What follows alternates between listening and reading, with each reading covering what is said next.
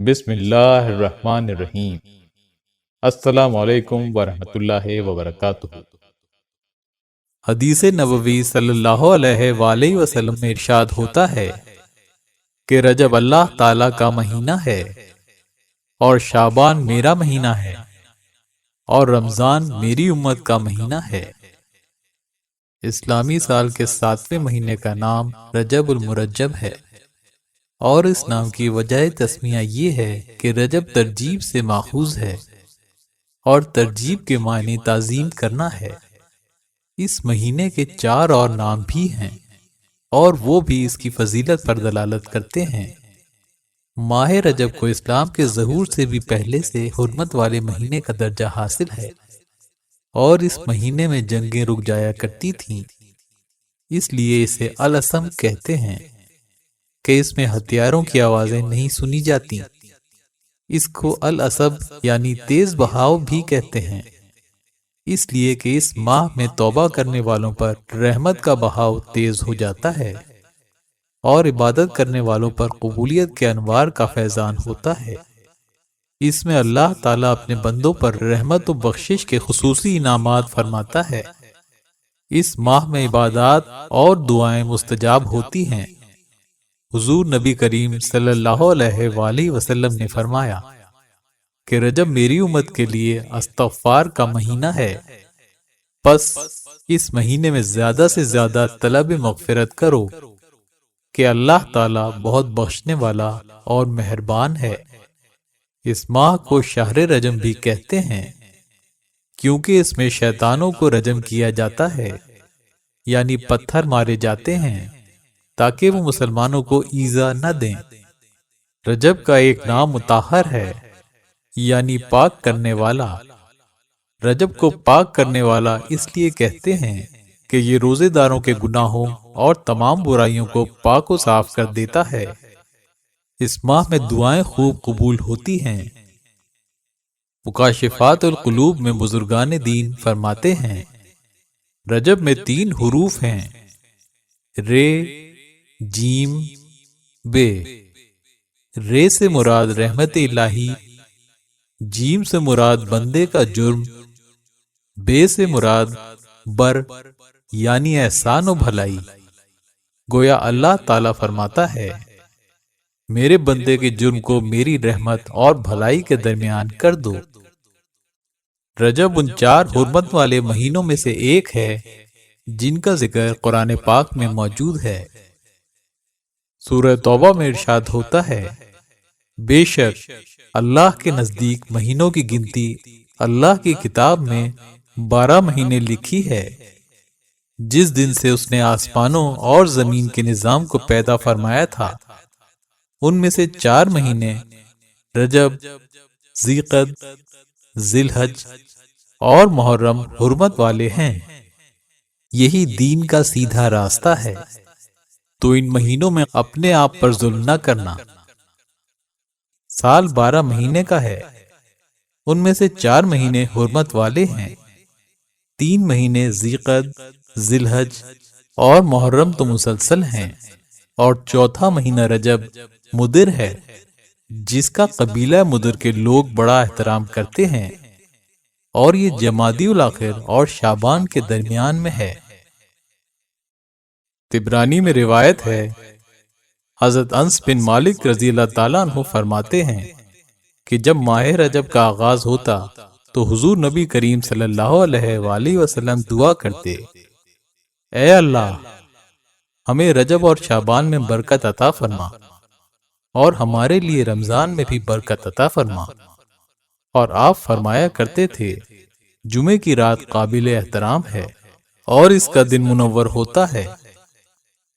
طبرانی اور بہقی میں روایت ہے حضرت انس بن مالک رضی اللہ تعالیٰ عنہ فرماتے ہیں کہ جب ماہ رجب کا آغاز ہوتا تو حضور نبی کریم صلی اللہ علیہ وآلہ وسلم دعا کرتے، اے اللہ ہمیں رجب اور شعبان میں برکت عطا فرما اور ہمیں رمضان نصیب فرما۔ حضرت انس بن مالک رضی اللہ تعالیٰ عنہ سے روایت ہے کہ رسول اللہ صلی اللہ علیہ وآلہ وسلم نے ارشاد فرمایا جنت میں ایک نہر ہے جسے رجب کہا جاتا ہے، جو دودھ سے زیادہ سفید اور شہد سے زیادہ میٹھی ہے، تو جو کوئی رجب کا ایک روزہ رکھے تو اللہ عز و جل اسے اس نہر سے سیراب کرے گا۔ صحیح مسلم اور مسند احمد میں روایت ہے کہ عثمان بن حکیم انصاری بیان فرماتے ہیں کہ میں نے رجب کے مہینے میں ہی حضرت سعید بن جبیر سے ماہ رجب کے روزوں کے بارے میں پوچھا۔ انہوں نے کہا، میں نے حضرت ابن عباس کو یہ بیان کرتے سنا ہے، رسول اللہ صلی اللہ علیہ وآلہ وسلم جب روزے رکھتے تھے تو ہم یہ کہتے کہ اب آپ روزے نہیں چھوڑیں گے، اور جب آپ روزے چھوڑتے تو ہم یہ کہتے کہ اب آپ روزے نہیں رکھیں گے۔ طبرانی میں روایت ہے کہ حضرت ابو ہریرہ رضی اللہ تعالیٰ عنہ سے مروی ہے، رسول اللہ صلی اللہ علیہ وآلہ وسلم نے رمضان المبارک کے علاوہ کسی ماہ کے روزے پورے نہیں رکھے سوائے رجب اور شعبان کے۔ نبی کریم صلی اللہ علیہ وآلہ وسلم نے یوں ارشاد فرمایا، رجب کی فضیلت تمام مہینوں پر ایسی ہے جیسے قرآن کی فضیلت تمام ذکروں، صحیفوں، کتابوں پر ہے، اور تمام مہینوں پر شعبان کی فضیلت ایسی ہے جیسی محمد مصطفیٰ صلی اللہ علیہ وآلہ وسلم کی فضیلت باقی تمام انبیاء کرام پر ہے، اور تمام مہینوں پر رمضان کی فضیلت ایسی ہے جیسے اللہ تعالی کی فضیلت تمام مخلوقات پر ہے۔ رجب توبہ کا مہینہ ہے، شعبان محنت کا، اور رمضان تقرب کا مہینہ ہے۔ حضور اکرم صلی اللہ علیہ وآلہ وسلم کا ارشاد ہے، 5 راتیں ایسی ہیں جن میں اللہ اپنے بندے کی دعا کو رد نہیں کرتا: ماہ رجب کی پہلی رات، ماہ شعبان کی وسط کی رات، جمعے کی رات، عید الفطر کی رات، اور قربانی کی رات۔ ماہ رجب کی فضیلت اس لحاظ سے بھی ہے کہ اس میں پہلی بار حضرت جبرائیل علیہ السلام وحی لے کر نبی کریم صلی اللہ علیہ وآلہ وسلم کی خدمت میں حاضر ہوئے۔ اسی ماہ واقعہ معراج پیش آیا جو بہت اہمیت اور عظمت کا حامل ہے۔ یہ واقعہ 27 رجب کو پیش آیا۔ اس ماہ تکمیل عبودیت ہوئی تھی۔ یہ معجزہ ایک ایسا اعزاز ہے جو کسی اور نبی کو نہیں ملا۔ ام المومنین حضرت عائشہ صدیقہ رضی اللہ تعالیٰ عنہا فرماتی ہیں کہ میں نے حضور نبی کریم صلی اللہ علیہ وآلہ وسلم کو یہ فرماتے ہوئے سنا، اللہ تعالیٰ 4 راتوں میں بھلائی کی مہر لگاتا ہے: عید قربان کی رات، عید الفطر کی رات، نصف شعبان کی رات، اور رجب کی پہلی رات۔ ماہ رجب میں پیش آنے والے چند اہم تاریخی واقعات کچھ اس طرح ہیں۔ تاریخ اسلام میں ماہ رجب میں متعدد تاریخی واقعات پیش آنے کا ذکر ہے۔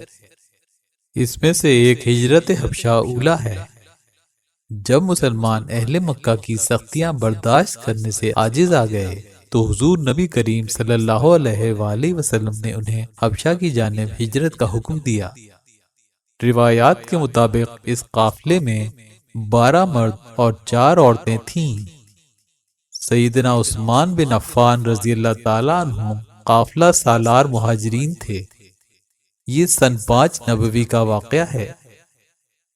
اسلام کے چوتھے خلیفہ اور داماد رسول صلی اللہ علیہ وآلہ وسلم حضرت علی مرتضیٰ رضی اللہ تعالیٰ عنہ 13 رجب کو اس دنیا میں تشریف لائے۔ ان کی ولادت کا سال تاریخی کتابوں میں سن 30 عام الفیل رقم ہے۔ حبشہ کے مسلمان بادشاہ نجاشی کا انتقال 9 ہجری میں ماہ رجب میں ہوا، اور جناب رسول اللہ صلی اللہ علیہ وآلہ وسلم نے از خود اطلاع پا کر اپنے صحابہ کی میت میں ان کی غائبانہ نماز جنازہ پڑھائی۔ ماہ رجب میں ہی حضرت نوح علیہ السلام کشتی میں سوار ہوئے تو خود بھی روزہ رکھا اور ہمراہیوں کو بھی روزے کا حکم دیا۔ ان کی کشتی 10 محرم تک 6 ماہ برسر سفر رہی۔ ماہ رجب المرجب کی 2 عظیم فضیلتیں جو سب فضیلتوں پر بھاری ہیں، کہ پہلی وحی بھی اسی مہینے میں نازل ہوئی اور واقعہ معراج بھی اسی مہینے میں پیش آیا۔ رجب کی 27ویں رات اسی حوالے سے بڑی بابرکت رات ہے کیونکہ اسی رات امام الانبیاء نبی کریم صلی اللہ علیہ وآلہ وسلم معراج شریف پر تشریف لے گئے تھے۔